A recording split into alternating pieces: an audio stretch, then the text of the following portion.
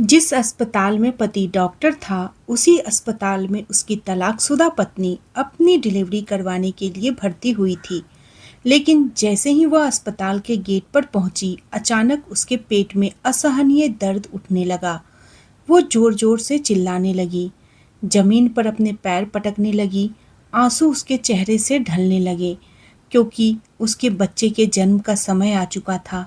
इतना हंगामा सुनकर डॉक्टर साहब दौड़ते-दौड़ते उसके पास पहुंचे और उनके पीछे कई नर्स भी भागते हुए आई और वहां पर पहुंची। लेकिन जैसे ही डॉक्टर साहब ने उस महिला का चेहरा देखा, उनके कदम ठिठक गए, उनकी आंखें फटी की फटी रह गई।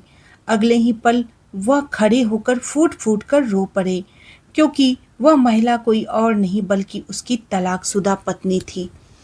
लेकिन सबसे बड़ा सवाल यही था कि आखिर इन दोनों पति पत्नी के बीच ऐसा क्या विवाद हुआ था कि कभी एक दूसरे की जान कहे जाने वाले यह दोनों एक दूसरे से तलाक लेकर अलग हो गए। इसी दर्द भरी दास्तां को जानने के लिए पूरी कहानी अंत तक जरूर सुनिएगा। लेकिन उससे पहले अगर आपको कहानी पसंद आए तो इस वीडियो को लाइक कीजिए, चैनल को सब्सक्राइब कीजिए और कमेंट में अपना नाम और शहर का नाम जरूर बताइए। ये एक हिमाचल प्रदेश की कहानी है।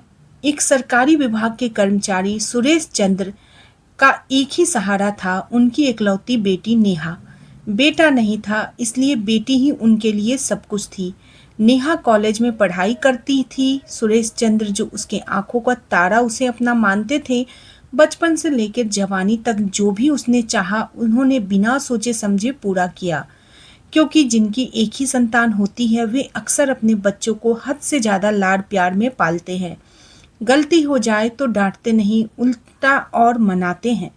और यही वजह होती है कि ऐसे बच्चे अक्सर बिगड़ भी जाते हैं। नेहा के भी शौक बड़े बड़े थे। महंगे कपड़े, बड़ी बड़ी गाड़ियाँ, रात को दोस्तों के साथ पार्टियाँ, महंगे रेस्टोरेंट में खाना, महंगा मोबाइल, विदेशी ब्रांड के बैग, जूते, घड़ियाँ, इन सब में उसका मन रमता था। और क्योंकि पैसे की कोई कमी नहीं थी, उसके पापा ने उसे कभी रोका टोका नहीं। वह हर महीने नेहा के लिए नई नई चीज़ें लाते, चाहे वह फ़ोन हो या लैपटॉप हो या फिर विदेश यात्रा हो। नेहा की हर इच्छा उनके लिए आदेश थी। समय बीतता गया, नेहा ने ग्रेजुएशन पूरा कर लिया। अब सुरेश चंद्र जी ने सोचा, बेटी अब बड़ी हो गई है तो क्यों न इसका रिश्ता कहीं अच्छे परिवार में तय कर दिया जाए। एक दिन उन्होंने बेटी से कहा, बेटी अब हम सोच रहे हैं कि तुम्हारा विवाह कर दें, लेकिन अगर तुम चाहो तो आगे की पढ़ाई शादी के बाद भी कर सकती हो। हम तुम्हें कभी नहीं रोकेंगे। यह सुनकर नेहा ने तुरंत जवाब दिया, पापा मैं अभी शादी नहीं करना चाहती, मैं तो और पढ़ना चाहती हूँ, अपने पैरों पर खड़ा होना चाहती हूँ, मुझे अपनी पहचान बनानी है। लेकिन सुरेश चंद्र जी ने प्यार से समझाया, बेटा मैं तुझे पढ़ाई से नहीं रोकूंगा, मैं वादा करता हूँ जिस लड़के से तेरा रिश्ता करूंगा उससे सबसे पहले यही कहूंगा कि वह तुझे पढ़ाई पूरे करने देगा। अगर वह मान गया तभी मैं शादी करूंगा। तू चिंता मत कर, मैं तेरे सपनों का गला नहीं घोटूंगा। पापा की बात सुनकर नेहा मान गई। वह बोली, ठीक है पापा, अगर ऐसा है तो मुझे कोई ऐतराज नहीं, बस लड़का अच्छा हो, समझदार हो। अब सुरेश चंद्र जी ने अपनी पुरानी पहचान से बात की। उनके मित्र रामेश्वर के बेटे विक्रम से रिश्ता तय हुआ। रामेश्वर जी किसान थे, बहुत सादा जीवन जीते थे, दिखावा बिल्कुल नहीं था। उनका घर हिमाचल के छोटे से गांव कसौली में था, जहां सुबह की पहली किरण खेतों पर पड़ती थी और शाम का धुंध छा जाती थी। लेकिन उनका बेटा विक्रम पढ़ाई में बहुत होशियार था। बचपन से ही उसका सपना था कि वह डॉक्टर बने और लोगों की सेवा करे। उसकी मेहनत और लगन को देखकर सबको विश्वास था कि एक दिन वो नाम रोशन जरूर करेगा। विक्रम ने स्कूल में हमेशा टॉप किया, मेडिकल एंट्रेंस में अच्छे नंबर लाए और शिमला के एक बड़े मेडिकल कॉलेज में दाखिला लिया। जल्द ही तारीख तय हुई और धूमधाम से शादी हो गई। सुरेश चंद्र जी अपनी इकलौती बेटी की शादी में कोई कसर नहीं छोड़ी। शादी में बैंड बाजा, डीजे, फूलों की सजावट, विदेशी मेहमान, 5 सितारा होटल में रिसेप्शन, सब कुछ था। लोग कहते थे सुरेश जी ने तो जैसे अपनी पूरी जमा पूंजी ही लगा दी। लेकिन असली कहानी यहीं से शुरू होती है। शादी के बाद जब नेहा अपने ससुराल पहुंची तो पूरे गांव में चहल पहल थी। लोग कहते फिर रहे थे कि रामेश्वर जी के घर तो शहर से बहू आई है। अफसर की बेटी है, कितनी सुंदर है, कितनी नखरीली है। आंगन में औरतें उसे देखने को उतावली थी। बच्चे खड़े होकर उसकी चुन्नी और गहने को निहार रहे थे। गांव की हवा में एक अलग उत्साह था। रामेश्वर और उनकी पत्नी कमला देवी खुश थे कि बेटे विक्रम को आखिरकार जीवन साथी मिल गया। उन्होंने नेहा का स्वागत दूध, शक्कर और फूलों से किया। लेकिन दोस्तों, जैसे हर शादी के बाद होता है, सच्ची तस्वीर धीरे धीरे सामने आने लगी। नेहा अपने मायके के ठाठ बाट में पली बढ़ी थी। उसे हमेशा बड़ी बड़ी गाड़ियों में घूमने की आदत थी। हर हफ्ते दोस्तों के साथ होटल जाने की आदत थी। महंगे कपड़े पहनने की आदत थी। ससुराल में यह सब नहीं मिला। यहाँ सादगी थी, खेत की मिट्टी थी, गांव की परंपराएं थी। सुबह उठकर चूल्हे पर चाय बनाना, गायों को चारा डालना, खेत में पानी देना, यह सब नेहा के लिए अनजान था। रामेश्वर जी ने बहुत प्यार से समझाया, बिटिया, हम किसान लोग हैं, हमारा रहन सहन बहुत साधारण है। तुम छोटे छोटे कपड़े पहनकर गांव में मत निकलो, लोग तरह तरह की बातें करेंगे। यहाँ हमारी इज्जत का सवाल है। हमारे गांव में औरतें साड़ी में रहती हैं, दुपट्टा उड़ाती हैं, तू भी थोड़ा ढल जा। लेकिन नेहा को यह सब सुनना बिल्कुल पसंद नहीं आया। उसने गुस्से में कहा, देखिए, मैं अपनी मर्जी से जीना जानती हूँ। अगर मुझे इस घर में रखना है तो मेरी हर ख्वाहिश पूरी करनी होगी। मुझे कार चाहिए, ड्राइवर चाहिए, हर हफ्ते शहर जाना है, शॉपिंग करनी है, वरना मैं यहाँ नहीं रह सकती। रामेश्वर जी और कमला देवी यह सुनकर सन्न रह गए। उन्होंने चुपचाप बेटे विक्रम को पत्र लिखा और सारी बात बताई। पत्र में लिखा, बेटा, बहू बहुत नखरे करती है, हमसे नहीं संभल रही। विक्रम उस समय शिमला में मेडिकल की पढ़ाई कर रहा था। दिन रात मेहनत करता था ताकि डॉक्टर बनने का सपना पूरा कर सके। उसके पास किताबों के अलावा कुछ नहीं था, न फोन, न पार्टी, न आराम। लेकिन जब उसने माँ बाप की बातें सुनी तो उसके दिल पर गहरी चोट लगी। वह सोचता रहा, मैं यहाँ जान लगा रहा हूँ और घर में सब बिगड़ रहा है। कुछ दिनों की छुट्टी मिलते ही वह घर आया। उसने नेहा को समझाने की कोशिश की, सुनो नेहा, मेरे माँ बाप बहुत साधारण लोग हैं। उनका जीवन सादा है, उम्मीदें छोटी हैं। तुम्हें उनके सामने थोड़ा ढंग से रहना चाहिए। बाकी मैं हूं ना, जब मेरी पोस्टिंग लग जाएगी तो हम शिमला या चंडीगढ़ चले जाएंगे। कभी कभी होटल भी चलेंगे, घूमने भी जाएंगे। लेकिन अभी मेरी पढ़ाई है, पैसे सीमित है, थोड़ा सब्र करना होगा। मैं वादा करता हूँ एक दिन तुझे सब कुछ दूंगा। नेहा ने इस बात को गंभीरता से नहीं लिया। उसने उल्टा जवाब दिया, विक्रम, तुम्हारे माँ बाप पुराने जमाने के लोग हैं। मैं गांव की औरतों की तरह नहीं जी सकती। मुझे वही सब चाहिए जो मेरी सहेलियों के पास है, बड़ी कार, फ्लैट, विदेशी छुट्टियाँ। अगर तुम पूरा नहीं कर सकते तो मुझे इस रिश्ते से कोई मतलब नहीं। मैं यहाँ दम घुटकर मर जाऊंगी। उस दिन घर की फिजा बदल गई। जहाँ कभी सुबह की चाय के साथ हंसी सुनाई देती थी, वहाँ अब खामोशी पसर गई। जहाँ कभी रसोई में खटर पटर के साथ प्यार झलकता था, अब वहाँ बर्तन पटकने की आवाज़ आने लगी। कमला देवी चूल्हे के पास बैठकर रोती। रामेश्वर जी खेत में अकेले काम करते। विक्रम ने लाख कोशिश की, लेकिन नेहा ने उसकी कोई बात नहीं मानी। अक्सर वह मायके फ़ोन करके शिकायत करती, पापा, आपने मेरी शादी गलत जगह कर दी। यहाँ भूखे नंगे लोग हैं, मेरी कोई कदर नहीं है, कोई मेरी बात नहीं समझता, मुझे यहाँ से निकाल लो। और दोस्तों, सुरेश चंद्र जी, जो बेटी से बेहद प्यार करते थे, हर बार उसकी बात सुनकर पिघल जाते। वह ससुराल में फ़ोन करते और कहते, देखिए, हमारी बेटी है, इकलौती है, उसका मन मत दुखाइए, उसकी हर ख्वाहिश पूरी कीजिए। उसे कार चाहिए तो दे दो, शहर भेजो, वो जो कहे वो करो। रामेश्वर जी यह सब सुनकर बहुत परेशान हो जाते।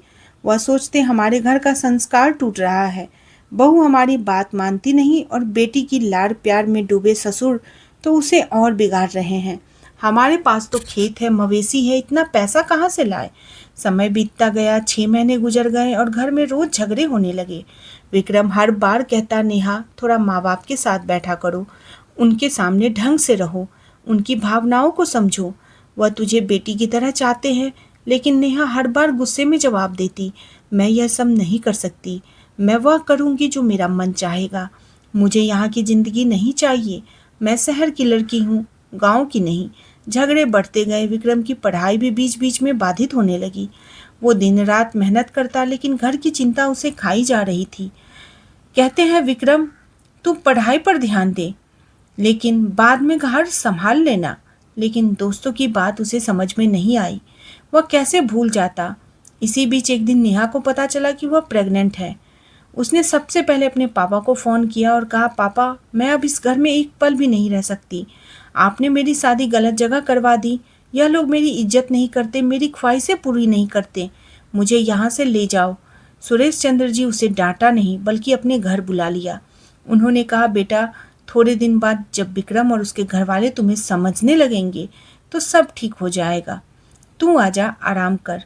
लेकिन यहाँ नेहा को यह बात समझ में नहीं आई कि वो मायके में रहकर भी अपने दोस्तों के साथ बाहर घूमती रही, देर रात तक पार्टी करती रही, बड़े बड़े रेस्टोरेंट में खाना खाती रही। वह क्लब जाती, डांस करती, शराब पीती, सब कुछ करती। धीरे धीरे उसने यह तक भूलना शुरू कर दिया कि वह माँ बनने वाली है। वो अपने शौक में इतनी डूबी रह गई कि आने वाले बच्चे का ख्याल भी पीछे छूट गया। डॉक्टर ने कहा, आराम करो, तनाव मत लो, लेकिन नेहा ने सुनी नहीं। उधर विक्रम अपनी मेडिकल की पढ़ाई में जुटा रहा। वह सोचता रहा, एक दिन मैं डॉक्टर बनूंगा, तब शायद नेहा मुझे समझ पाएगी। वह देखेगी कि मैं कितना कुछ कर सकता हूँ। लेकिन किस्मत को कुछ और ही मंजूर था। वक्त धीरे धीरे बीत गया। विक्रम दिन रात अपनी किताबें और अस्पताल की प्रैक्टिस में डूबा रहा। उसका पूरा ध्यान बस डॉक्टर बनने पर था। उसने इंटर्नशिप की, रातों को जाग कर मरीज देखे, ऑपरेशन थिएटर में घंटों खड़ा रहा। उसके हाथों में अब आत्मविश्वास था, आंखों में सपना। लेकिन इधर नेहा का मन अपने मायके और दोस्तों में ही अटका रहा। अब वह खुलकर कहने लगी थी कि विक्रम उसके लायक नहीं है। विक्रम उसे वह सब नहीं दे सकता जो उसकी सहेलियों को उनके पति ने दिया है। उसकी सहेलियां शादी के बाद विदेश गई, नई गाड़ी ली, फ्लैट खरीदा। नेहा को जलन होती है। इंसान जब गलत संगत में पड़ जाता है तो सही गलत की पहचान खो देता है। नेहा के साथ भी यही हुआ। उसने कुछ दोस्तों को उसके साथ भड़काना शुरू किया। तेरा पति तो बिल्कुल पुराने जमाने का है, तुझे बांध कर रखना चाहता, तू जैसी है वैसा जीना। जिंदगी एक बार मिलती है, क्यों उसे बेकार कर रही है? तलाक ले ले, फिर आज़ाद होकर जी। धीरे धीरे इन बातों का असर नेहा के मन पर पड़ा। तलाक का ख्याल घर कर गया और एक दिन उसने सच में अदालत जाकर तलाक की अर्जी दे दी।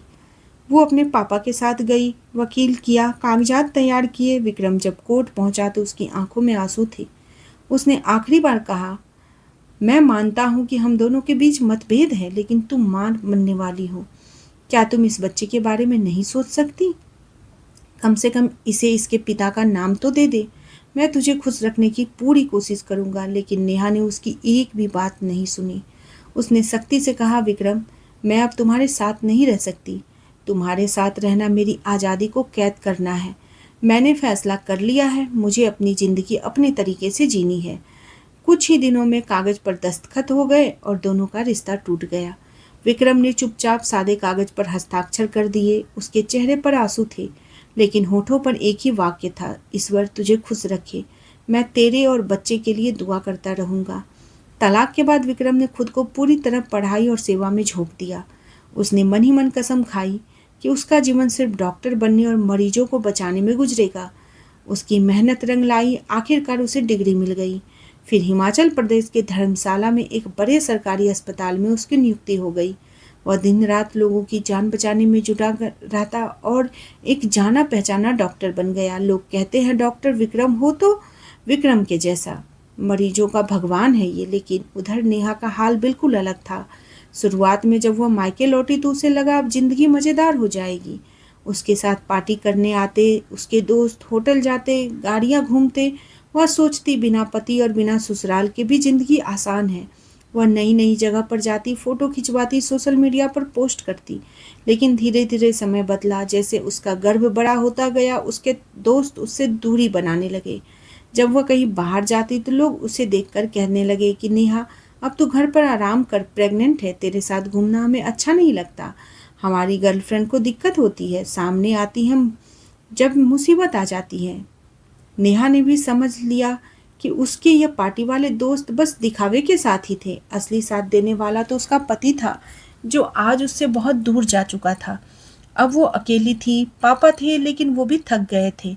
उसके गर्भ का बोझ बढ़ता गया। कमर दर्द करता, पैर दर्द करता सोते समय, लेकिन कोई देखभाल करने वाला नहीं था। समय बीतता गया, नवा महीना आया और दर्द शुरू हो गया। सुरेश चंद्र जी ने तुरंत एम्बुलेंस बुलवाए और बेटी को अस्पताल ले गए। सायरन बजता हुआ धर्मशाला के उस बड़े अस्पताल पहुंचे, जहां स्ट्रेचर पर लेटी नेहा दर्द से तड़प रही थी। वह चीख रही थी, चिल्ला रही थी, बचाइए, कोई मेरी मदद कीजिए, मुझसे दर्द नहीं सहा जा रहा। और किस्मत का खेल देखिए, वो अस्पताल कोई और नहीं, वो वही था जहाँ विक्रम डॉक्टर था। जैसे ही उसने शोर सुना, वो दौड़ता हुआ बाहर आया और स्ट्रेचर पर लेटी महिला को देखा। जब उसकी नज़र उस पर पड़ी तो उसके कदम वहीं जम गए। उसकी आंखों से आंसू छलक पड़े, क्योंकि स्ट्रेचर पर कोई और नहीं बल्कि उसकी तलाकशुदा पत्नी नेहा थी। विक्रम ने तुरंत नर्सों को आदेश दिया, जल्दी करो, इसे डिलीवरी वार्ड में ले जाओ, पूरा इंतजाम करो, ऑक्सीजन तैयार रखो, ब्लड ग्रुप चेक करो। यह सिर्फ मेरी मरीज नहीं है, यह मेरी। आवाज़ गले में लटक गई, आंखें भीग गई। डॉक्टर होना उसका फर्ज था, लेकिन इंसान होना उसका जज्बात। उसने अपनी पत्नी को बचाने की ठान ली। वह खुद वार्ड में गया, मॉनिटर किया, नर्सों को निर्देश दिया। जैसे ही नेहा को डिलीवरी वार्ड में ले जाया गया, महिला डॉक्टर ने तुरंत जांच की और घबराकर कहा, इसका ब्लड बहुत कम है, हेमोग्लोबिन 6 है। जब तक खून की व्यवस्था नहीं होगी, डिलीवरी नहीं हो पाएगी। अगर तुरंत ब्लड न मिले तो माँ और बच्चे दोनों की जान खतरे में पड़ जाएगी। प्लासेंटा में दिक्कत है, ब्लीडिंग हो रही है। यह सुनकर सुरेश चंद्र जी का दिल कांप गया। वह तुरंत ब्लड बैंक भागे, लेकिन किस्मत देखिए, वहाँ भी ग्रुप मौजूद नहीं था जो नेहा का ब्लड ग्रुप था। वह हताश होकर लौट गए। डॉक्टर से कहा, डॉक्टर साहब, अब तो कुछ नहीं बचा, मेरी बेटी चली जाएगी, मैंने उसे बिगाड़ दिया, अब सजा भुगत रहा हूँ। तभी विक्रम ने आगे बढ़कर कहा, मैडम, मेरा ब्लड ओ पॉजिटिव है, यूनिवर्सल डोनर हूँ मैं। अगर आप चाहें तो मेरा खून ले लीजिए और मेरी पत्नी को चढ़ा दीजिए, मैं तैयार हूँ। महिला डॉक्टर ने तुरंत हामी भर दी। विक्रम बिना एक पल गंवाए टेबल पर लेट गया। उसकी नसों से खून की एक बोतल निकाली गई और नेहा को चढ़ाई गई। विक्रम ने आंखें बंद कर ली और दुआ मांगी, हे भगवान, मेरे बच्चे को बचा लो। कुछ ही देर के बाद वार्ड से बच्चे की रोने की आवाज़ गूंजी। नेहा ने एक स्वस्थ बेटे को जन्म दिया। माँ और बच्चा दोनों सुरक्षित थे। बच्चा 3 किलो का था, गुलाबी गाल, काली आंखें, विक्रम की तरह। लेकिन वार्ड के बाहर खड़ा विक्रम, जिसकी आंखों में राहत के आंसू थे, वह चुपचाप अपने केबिन में चला गया, क्योंकि उसके लिए यह सिर्फ मरीज की जान बचाना नहीं था, बल्कि अपने टूटे रिश्ते की आखिरी डोर को निभाना था। वह सोचता रहा, क्या अब भी कुछ बचा है? कुछ घंटे बाद जब नेहा को होश आया तो उसने अपने बगल में सोए छोटे से मासूम को देखा। बच्चे की मासूम सूरत देखकर उसकी आंखों में आंसू बहने लगे। उसने पास खड़ी महिला डॉक्टर का हाथ पकड़कर कहा, मैडम, अगर आप नहीं होती तो शायद मैं और मेरा बच्चा इस दुनिया में ना होते। आपने मेरी जान बचाई, मैं आपकी बहुत आभारी हूँ। आपने मुझे माँ बनने का सुख दिया। महिला डॉक्टर मुस्कुराई और बोली, बिटिया, शुक्रिया मुझे मत कहो, तुम्हें तो उस इंसान का धन्यवाद करना चाहिए जिसने तुम्हें अपना खून दिया। अगर वह न होता तो आज तुम्हारी जान बचाना असंभव था। उसने अपनी जान की परवाह न की। नेहा ने हैरानी से पूछा, कौन था वो? उसका नाम क्या है? महिला डॉक्टर ने धीरे से कहा, तुम्हारा पति डॉक्टर विक्रम। यह सुनते ही नेहा के आंखें फटे की फटी रह गई। उसका दिल धड़क उठा। उसने कांपती आवाज में कहा, क्या यह मेरे तलाकशुदा पति हैं? वही विक्रम जिसने मैंने घर से निकाल दिया। महिला डॉक्टर ने सिर हिलाया और उसी क्षण नेहा फूट फूट कर रोने लगी। उसकी आंखों के सामने पूरा अतीत घूम गया। विक्रम का संघर्ष, उसकी मेहनत, उसकी सादगी और उसका सच्चा प्यार वो याद करने लगी। जैसे विक्रम रात को पढ़ता था, कैसे उसने शादी में कोई शिकायत नहीं की, कैसे उसने हमेशा समझने की कोशिश की। अब वही इंसान जिसे उसने गरीब और नालायक कहा था, वही उसकी और उसके बच्चे की जान बचा गया। जब विक्रम वार्ड में आया तो नेहा रोते रोते उसके पैरों में गिर पड़ी। वह कहने लगी, विक्रम, मैंने तुम्हारे साथ बहुत गलत किया। तुम्हें गरीब, भूखा, नंगा कहा, तुम्हारी कद्र नहीं की। मैंने तुम्हारे माँ बाप का अपमान किया, तुम्हारी मेहनत को नहीं समझा। लेकिन आज तुमने साबित कर दिया कि सच्चा इंसान वही है जो हर हाल में साथ खड़ा रहता है। मुझे माफ़ कर दो, मुझे एक बार फिर अपने घर ले चलो। मैं वादा करती हूँ कि अब मैं बदल जाऊंगी। विक्रम ने आंसू पोंछते हुए कहा, नेहा, तुम्हें मुझसे माफ़ी मांगने की ज़रूरत नहीं है। तुम्हें जैसे संस्कार मिले थे तुम वैसे ही चली। इसमें तुम्हारी गलती नहीं है। मैंने कभी तुमसे नफरत नहीं की, बस दुख हुआ था। लेकिन अब तुम और तुम्हारा बच्चा सुरक्षित हो, यही मेरे लिए सबसे बड़ी खुशी है। यह सुनकर पास बैठे सुरेश चंद्र जी भी रो पड़े। उन्होंने हाथ जोड़कर कहा, बेटा, हमसे बहुत बड़ी गलती हो गई है। हमने अपनी इकलौती बेटी को बिगाड़ दिया था। हमने उसे कभी नहीं रोका, हर गलत बात को सही ठहराया। लेकिन आज हम तुझसे हाथ जोड़कर विनती करते हैं, इस बच्चे के खातिर इसे अपना लो, वरना इसकी जिंदगी बर्बाद हो जाएगी। मैं वादा करता हूँ अब मैं इसे कभी बिगाड़ने की कोशिश नहीं करूँगा। विक्रम ने बहुत देर तक सोचा। उसकी आंखों के सामने अपने बीते हुए सारे दुख घूम रहे थे। वह याद करता रहा झगड़ा, अपमान, तलाक की सुनवाई, अकेली रातें। लेकिन फिर उसने अपने दिल से पूछा, क्या इस बच्चे को बिना पिता के बड़ा किया जा सकता है? क्या नेहा को दूसरा मौका नहीं मिलना चाहिए? क्या परिवार को फिर से जोड़ा नहीं जा सकता? तभी उससे धीरे से कहा, ठीक है अंकल, मैं नेहा को और इस बच्चे को अपने साथ ले जाऊंगा। यह मेरा परिवार है और मैं इसे टूटने नहीं दूंगा। बच्चे को पिता का प्यार मिलेगा और नेहा को सुधरने का मौका। अस्पताल से छुट्टी के बाद नेहा अपने पति विक्रम और बच्चे के साथ ससुराल लौट आई। रामेश्वर और कमला देवी ने बहू को देखकर गले लगा लिया। कमला देवी ने कहा, बिटिया, हम तुझे कभी नहीं भूले, बस तुझे सही रास्ता दिखाना चाहते थे। गांव में फिर से खुशियां लौट आई। धीरे धीरे नेहा ने अपने आप को बदला। उसने समझा कि असली सुख महंगे कपड़े और गाड़ियों में नहीं, बल्कि परिवार का प्यार और अपनापन का सहारा है। वो अब सास ससुर की सेवा करती, सुबह चाय बनाती, खेत में मदद करती, विक्रम के साथ अस्पताल जाती, मरीजों की देखभाल करती, अपने बेटे की परवरिश करती। उसके बच्चे का नाम शिवांश रखा गया और अब वो ज़्यादा कपड़े भी नहीं पहनती, गांव की औरतों से हंसकर बात करती। एक दिन उसने विक्रम से कहा, मैंने बहुत गलतियां की, लेकिन तुमने मुझे इंसान बनाया। मैं तुम्हारे बिना और शिवांश के बिना अधूरी थी। विक्रम ने मुस्कुराकर कहा, परिवार में माफ़ करना ही सबसे बड़ा गुण है। इस कहानी का मकसद किसी को नीचा दिखाना नहीं, बल्कि यह समझाना है कि अगर औरतें अपने परिवार के साथ समझदारी और प्यार से रहे तो उनका घर कभी बर्बाद नहीं होगा। आशा करती हूँ कि आपको मेरी कहानी पसंद आई होगी। अगर आपको मेरी कहानी पसंद आई है तो प्लीज़ हमारे चैनल को सब्सक्राइब करना बिल्कुल न भूलें। आप लोगों से मैं फिर मिलती हूँ नेक्स्ट कहानी के साथ, नेक्स्ट मूवी एक्सप्लेनेशन के साथ। तब तक के लिए बाय बाय, टेक केयर।